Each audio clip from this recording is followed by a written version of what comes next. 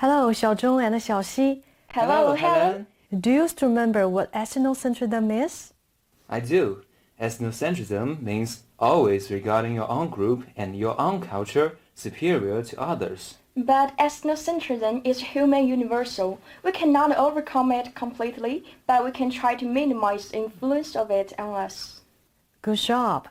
Being aware of ethnocentrism is the first step to do intercultural comparison. Today, we will use several cases to see what else we should pay attention to while comparing cultures. I like case study. Me too. Great. Let's go to the first one. What is this? A flag? A mountain? How about now? It's a crested rooster. Good. Then what are the two pictures about? Two little kids are looking at the rooster through the window, standing on a tool. Good. Go on.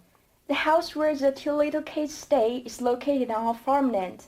Now, what do you think? It turns out that the farmland is only a toy. The two Chinese characters on the right corner imply something. This is a cover of pictorial. A boy is taking a nap holding the pictorial. Wow, so interesting. What is the truth? Let's keep reading. These are the pictures I took from a storybook for my son called Zoom. This is the ending of the story. But if the author likes, the story can go on and on. Maybe at the beginning you were struggling with what it is. Then while reading it, what did you keep telling yourself? I may think, wait, there is something more. What is next? That's right. This story reminds me of two English sayings. This isn't the whole picture. This isn't the whole story. I think I know the meaning. This isn't the truth. We need more information. Very good. And this case tells us, in order to understand the world better, we need to expand our vision. Now, let's go to the second case. Suppose this is a tank of fishes. What can you see? Different colors. Different moving directions. And different types. This is an experiment. Some American students and Asian students were asked to observe these fishes. Now, let's watch the first clip. In one study, American and East Asian subjects were asked why the fish moved as they did. American subjects pay more attention to the individual fish, individuals' movements, and individuals' desires. And the Asian subjects pay more attention to the movement of the group fish. American subjects pay more attention to the individual fish, individual's movements, and the individual's desires. Asian subjects pay more attention to the movement of the group fish. Well done. Now let's have a look at the individual fish. Why do you think? Is it alone? Maybe the group don't like it. Maybe it enjoys its freedom. Both are possible. Now let's watch the second video clip. Next, they were asked to pay attention to the blue fish on the right, then to describe the reasons for the blue fish's behavior. And Americans always talk about individual fish wanting to get away from the group, tired of the group, hate the group, wanting to be the leaders of the group.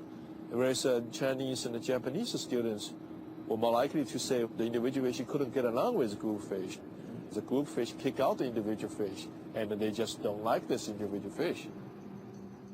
These cultural differences in how we interpret behavior can lead to starkly different versions of events.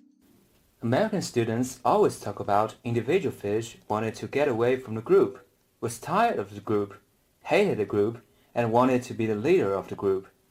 Asian students were more likely to say the individual fish couldn't get along with the group fish. The group fish kicked out the individual fish, and they just didn't like the individual fish. Good job. Even if the students were observing the same group of fishes, they saw differently and interpreted differently, which is called different perspective in intercultural study. We should keep this in mind. Be always ready to change our perspective. Now it's time for the third case. Look at the three pictures. How would you categorize them into two groups? Instinctively, I would group cow together my grass. Me too, because cow need to eat grass. Very interesting. According to some research results, Chinese people tend to group in this way, but Westerners tend to group cow and hen together. Could you see some difference in the ways of thinking between Chinese and the Western people?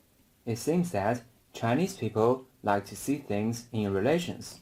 And Western people tend to see things in categorizations. Since cow and hen both are animals, they put them together. That's why we may use such a circle to represent Chinese way of thinking and a line to represent the Western way of thinking.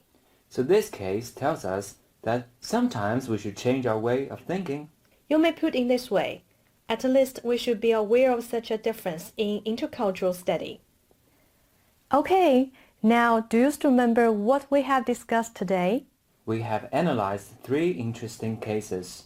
I remember the first suggestion for us to have this course is to work hard to widen our vision. In order to achieve this, you need read a lot and know a lot first. The second suggestion is to be always ready to change perspective. Right. The more perspectives you get, the more colorful world you will see. Last, to be aware of the difference in the thinking pattern. Sometimes we need to think as a Westerner. You two have done a very good job. Let's start our China-West comparison journey.